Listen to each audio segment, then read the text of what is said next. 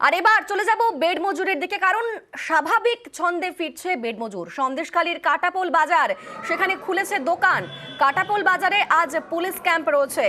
গ্রামবাসীদের অভিযোগ শুনতে পুলিশের ক্যাম্প রয়েছে। আর সেখানে এই মুহূর্তের কি ছবি, আমাদের সঙ্গে সরাসরি রয়েছেন প্রতিনিধি অমিত। অমিত বলবে, অমিত কি দেখতে পাচ্ছ, কিরকম অবস্থা সেখানে?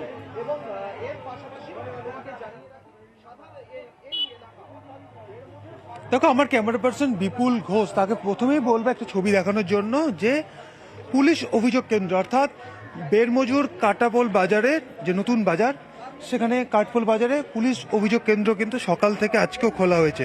আজকে এই পুলিশ অভিযোগ কেন্দ্রের দ্বিতীয় দিন এবং আজকে সকাল থেকে আমরা দেখেছি 2 থেকে 3 জন তারা ইতিমধ্যে এসেছেন এবং এসে তারা কারো অভিযোগ রয়েছে, কেউ আবার সরকারি প্রকল্পের জন্য আবেদন করে গিয়েছেন। সেক্ষেত্রে এখনো পর্যন্ত কতজন এসেছিলেন? 3 জন। প্রত্যেকে কমপ্লেন রয়েছে না আবেদনও রয়েছে কিছু ক্ষেত্রে? আবেদন, ম্যাক্সিমাম এখন আবেদন।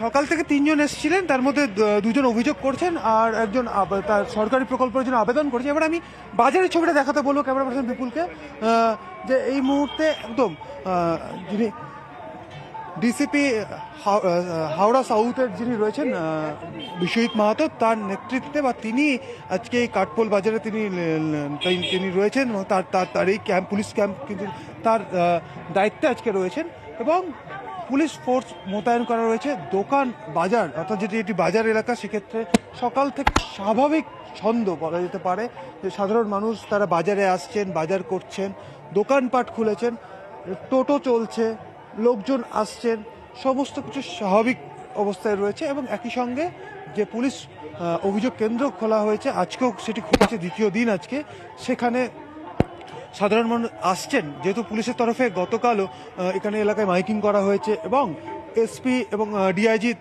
ডিআইজি বারাসাত রেঞ্জ তাদের তরফেও বারবার করে গ্রামবাসীদের কাছে গিয়ে আবেদন করা হয়েছে যে তাদের কোনো অভাব অভিযোগ থাকলে বা কেউ যদি সরকারি প্রকল্প থেকে যদি বঞ্চিত হন, তারা এই সমস্ত ক্যাম্পে এসে তাদের নিজেদের অভিযোগ আবেদন তারা করতে পারবেন। সেক্ষেত্রে আজকে এই বেড়মুর যে কাঠপোল বাজার, সেখানে সকাল থেকে যেমন পুলিশ মোতায়েন রয়েছে, দোকানপাট খুলেছে, পুলিশ ক্যাম্প রয়েছে। সেই ক্যাম্পে ইতিমধ্যে 3 জন এসেছিলেন, যাদের মধ্যে একজন ইতিমধ্যে তিনি আবেদন করছেন যে তিনি সরকারি প্রকল্প তিনি পান না, সরকারি প্রকল্পের আওতায় তাকে নিয়ে আসা হোক, এমনটা তার আবেদন রয়েছে। আরেকজন ব্যক্তি যিনি এসেছিলেন, তার চাষের জমি কেড়ে নেওয়ার অভিযোগ তিনি করে গিয়েছেন। এবার দেখা যাক, যেমন গতকাল দিনভর এই ক্যাম্পেই প্রায় 73টি অভিযোগ জমা পড়েছিল, এমনটা কিন্তু পুলিশ সুপার জানিয়েছেন। সেক্ষেত্রে আজকে দ্বিতীয় দিন কতগুলো অভিযোগ জমা পড়ে দিনভর, সেটি সন্ধ্যের পর হচ্ছে এসপির তরফে জানানো হবে। তবে যে বিষয়টি উঠে আসছে যে গতকাল যে অভিযোগগুলো জমা পড়েছে, অভিযোগগুলো কিন্তু অধিকাংশ ক্ষেত্রেই সিরাজউদ্দিনের বিরুদ্ধে কিন্তু অভিযোগ জমি কেড়ে নেওয়ার।